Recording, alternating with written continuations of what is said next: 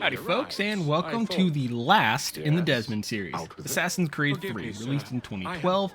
This game was interesting. When I first played this game, honestly, I hated it. And I mean this when it, sort of first came out. I saw Connor as a petulant and naive child, with nothing compared to the suave Ezio or wise Altair. Playing through again at a much older age, I have a very different feeling and have a high respect for the character now. He may not be as wise or tactful, but he's also a product of his time. A Native American thrust into the Revolutionary War, where both sides are trying to use the natives for their gain without actually wanting to protect them, but going into the very bloody history that the US has with the Native Americans requires its own series entirely, and there are much better videos and much better creators than I who will be able to explain that. Let's also sort of, admit that while, Altair started AC1 by straight up killing an innocent, and Ezio was on the revenge warpath and probably would have been killed without the aid of others at the beginning of AC2. I think it's a shame, actually, we don't get to see Connor and watch as he grows up through the decades like we got to see with Ezio and tangentially Altair in Revelations. That being said, let's actually talk about AC3 as a game. And it's a game. Ubisoft tried a lot of different ideas. Some worked. Most sort of fell flat on its face. I was playing on the remastered version, and it still had its fair share of bugs. And speaking of bugs, there were some wonky things that happened in the recordings, and I don't have the actual recording of certain trophies popping. I'm still looking into why this happened with the PS5, but honestly, rest assured, I'll let you know at certain points when that happened. Finally, I am trying a different, just quick editing style to cut down on the recordings I need to take and lower the overall time of the video. We'll see how it goes. Anyway, with a total of 50 trophies, to include the Tyranny of King Washington DLC, let's throw that number up here on the board, and begin. Our first trophy, Rude Awakening, comes pretty quick, just after the first cutscene in the game, when we're thrust back into the Animus, and it pops once we finish the basic tutorial. Mystery Guest is an interesting trophy, as you start the game as Haytham Kenway, Connor's father, but this specific trophy only pops after sequence 1 and 2 are finished, unlike most trophies of the sort that are just after every sequence. At the time, this was an awesome reveal, that the whole time you were playing as a Templar, not an assassin. But, with that, how do you like them apples pops after the completion of sequence 3? After sequence 3, though, when we finally start playing as Connor, and after a little roasty fire that burns poor Mama to cinders, we're now a teenager out in the forest having a grand old hunt. Also, I'm a fan that the voice actor for Connor, Noah Watts, is an actual Native American descendant, and they use the natives' language in these sections. I think it's just really good for the history portion. Here's where we run into our first trophy issue. We complete our spiritual journey with the one who came before, specifically I believe Juno, and we're told that we must seek out a man who uses the assassin insignia. The clan mother gives us permission to leave the village and find said individual. The trophy, Heroes Are Born, is supposed to pop here after the completion of sequence 4, but again, due to whatever weirdness in the recording, I don't have it. But, at least you can see me get sequence 4 completion.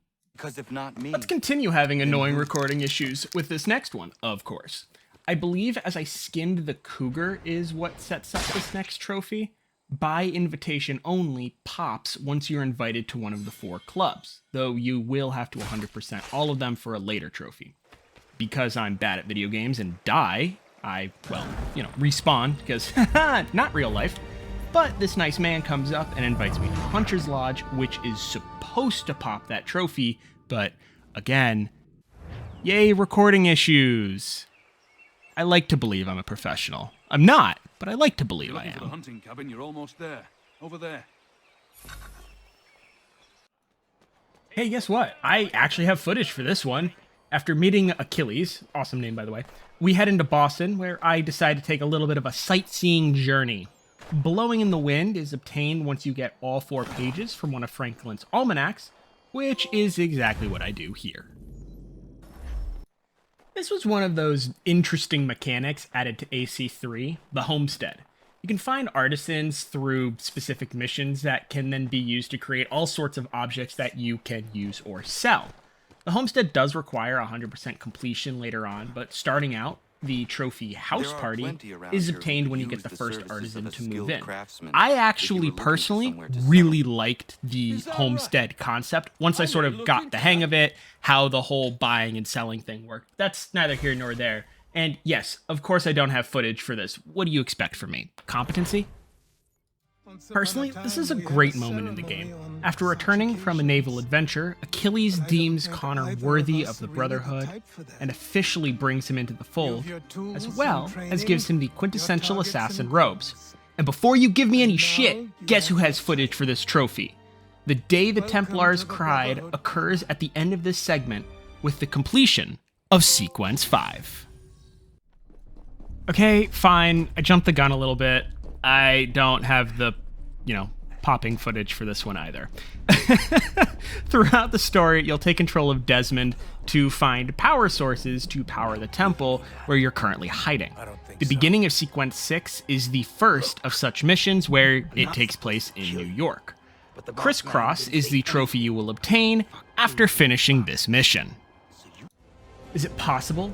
Do I actually have more trophy footage that wasn't lost? Hell yeah, I do.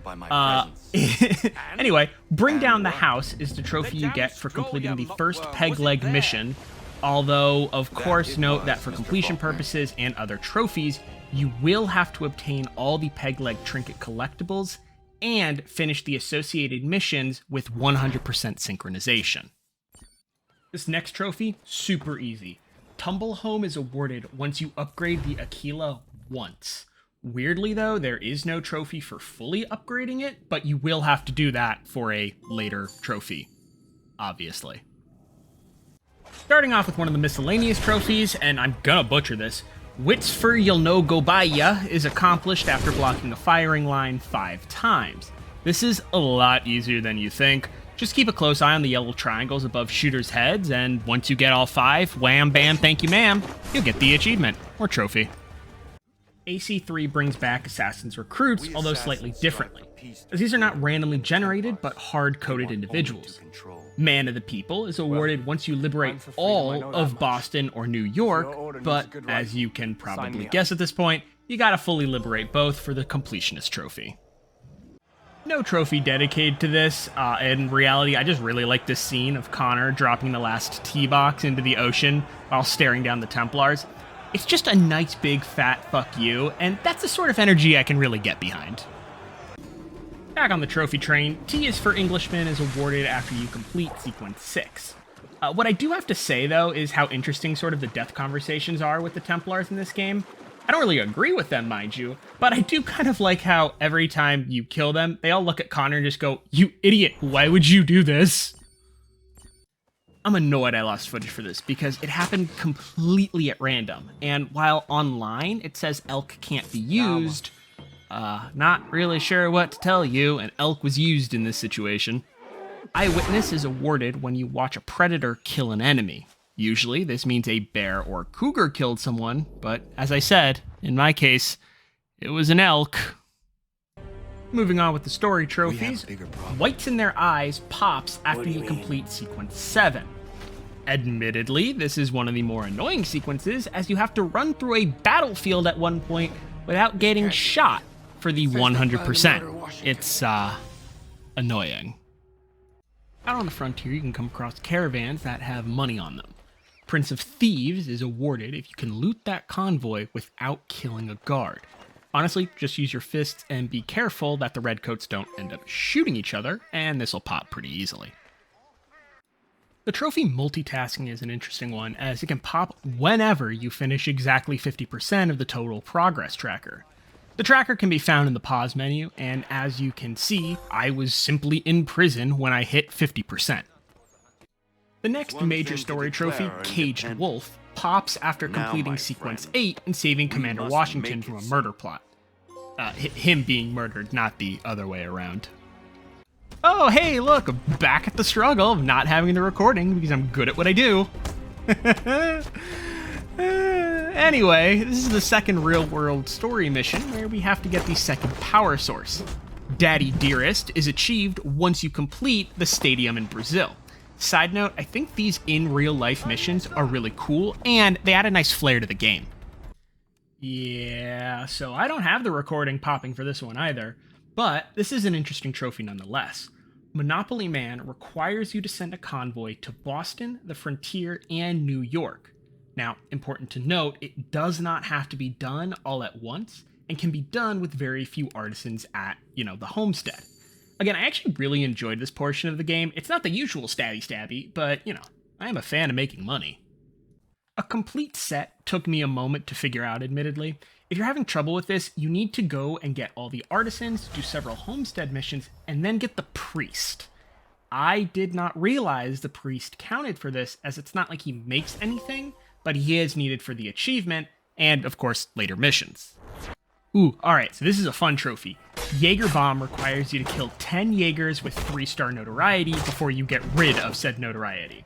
This is a stupid easy trophy, because at 3 stars, Jaegers just keep showing up. Side note, the drink Jaeger Bomb is awful, and I highly recommend drinking anything else. We continue the miscellaneous trophies with this French one that I refuse to pronounce in fear of making myself look even more stupid. Don't worry, I know my weaknesses. It's pretty simple as well, you just have to sell undamaged pelts to every store. Also, pretty simple, just don't shoot the animal and you'll get the undamaged pelt. 2 If by Sea is the next story trophy, and is obtained for completing Sequence 9. Now, personally, I loved Sequence 9 because you see Hatham and Connor in a sort of ceasefire. Outside of them both wanting to slaughter each other, it's kind of wholesome in a patricidal, filicidal sort of way. The next trophy, Magna Cum Laude, is one of those that can pop at any time, and in this case, it actually popped while I was trying to obtain another trophy. By having one of your 6 recruits reach the rank of Assassin is how and when this trophy will pop. Spit Roast was difficult for me for whatever reason. To achieve this, you have to get a double kill using a musket. I admittedly had to look up online exactly how to do this because every time I tried, I only kept killing with my hidden blade and not the musket. This next trophy can only be achieved with specific missions, so if you don't get it the first time, just try again. Circus Act requires that you kill 15 guards with a single cannon shot, and to be honest, I got this by happenstance. I thought I failed it, honestly. Grim Expectations is awarded once you complete Sequence 10. Another really interesting sequence where we get to see Washington choose to spare Lee, and where, of course, Connor threatens to kill him. Our final real-world mission sees us achieve The End Is Nigh for saving our dad at Abstergo. This was such a cathartic mission as we not only got to use the apple on Abstergo agents, but we also got to put Warren Vidic out of his misery. The rope dart was an absolute blast of a weapon. It was honestly my main tool used. Predator is achieved when you use said rope dart to hang 5 separate enemies. Another relatively simple trophy, Entrepreneur Not Pirate, is awarded once you complete all 12 naval missions. They're really easy once you have the Aquila fully upgraded, though note you will have to 100% sink each one of those for the Completionist trophy. All Washed Up is like the Entrepreneur Not Pirate, but instead of the 12 contracts, it's the 5 more in-depth missions you need to complete. Do that, and this trophy will pop. Before we continue, there's 2 trophies that I had actually missed in my lineup.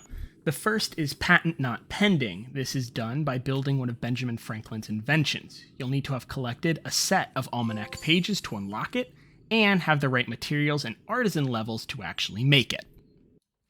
The second trophy, and again, of course I don't have footage for this one, is the Original Gamer, where you have to win a game of Bulls, Morris, and Fanarona on the homestead. It can't be anywhere else. This trophy freaking sucked. I cannot tell you how many times I was getting my butt whooped by the old man on Fanarona, but I was able to beat him in the end and finally achieve this trophy. So just imagine you hear a little like, pring, like as it pops. Pring! Remember those peg leg trinkets? Well, if you collect them all and give them to the peg leg guy, he'll give you 4 different maps. The trophy Kid Gloves is awarded when you finish all of those associated missions, including the final one to find Kid's treasure. With the ending of Sequence 11, Difficult End pops, and we also finally get to put down old Papa Kenway, although it does mean we are one step closer to completing this game. But before the end of the game, we have another miscellaneous trophy to get done. In Good Standing requires you to have completed all the challenges and missions for one specific faction. In my case, I finished the Thieves challenge first, as I didn't actually have any missions to go along with it. Okay, so the popping of this trophy was a little weird, admittedly. Perfectionist requires you to have 100% synchronization with all main sequence missions, but the Sequence 12 trophy won't pop till a little bit later, so it's weird how this one came first. See what I mean? This is the Sequence 12 trophy, the Sum of Truth, but it pops at the end of this sequence of events rather than before Perfectionist. Little weird, but honestly, at the end of the day, don't matter, we still got the trophy. It is now officially the end of the game, and the No Good Deed Goes Unpunished trophy. For those of you that played this while it came out, I can imagine the ending was pretty interesting. Although, to be honest, even playing it over a decade later, didn't like saying that out loud, I still appreciate it. If you're unaware, I guess, spoilers? Anyway, Desmond sacrifices himself, frees Juno, whoops, maybe? Who knows? And saves the world. More importantly, though, we obtain the trophy at the end. Alright, so, the Completionist trophy is by far the hardest trophy to get. Not the most aggravating, that one goes to a different trophy, which we'll get to here in a moment. But this one is the most time-consuming. You have to 100% sync in everything on this list, to include main missions, side missions, collectibles, and homestead missions. Once I finish my last hunt needed for the hunting line, the trophy finally pops, and I am a very happy camper. The Extraordinary Man trophy takes the cake for the most painful trophy. You have to scan each inhabitant on the homestead 3 times, doing different actions. Sometimes they just do the same action over and over. I truly recommend looking up all the actions needed, or just follow them around all day. It's honestly what I did in the end. Finally, we finish up the main game with this last trophy, Fiend, for watching the 2 epilogue cutscenes after the game is completed. Main game complete, let's move on to the Tyranny of King Washington DLC. This first trophy, uniquely familiar, pops after our mother gives us hidden blades, which we already know what they are, much to her surprise. In each episode of the DLC, you'll be given an animal ability with a trophy tied to each one. This first one, a wolf in sheep's clothing, occurs after killing 25 enemies while cloaked. Personally, this was an awesome ability, and I really enjoyed using this. So we finish up episode 1 with West Point Payback, where we put old Benedict Arnold 6 feet under. Each episode also has a 100% completion trophy, though this is much easier than the main game. All you have to do is obtain 100% synchronization in the main missions and complete all the quick side missions. For episode 1, it's Frontiersman, and upon completion are awarded with just such a trophy. Our next trophy comes from Frequent Flyer. Now, I tried and retried this mission so many times, I got the trophy just doing this tutorial phase. But you'll get it very easily out in the main world.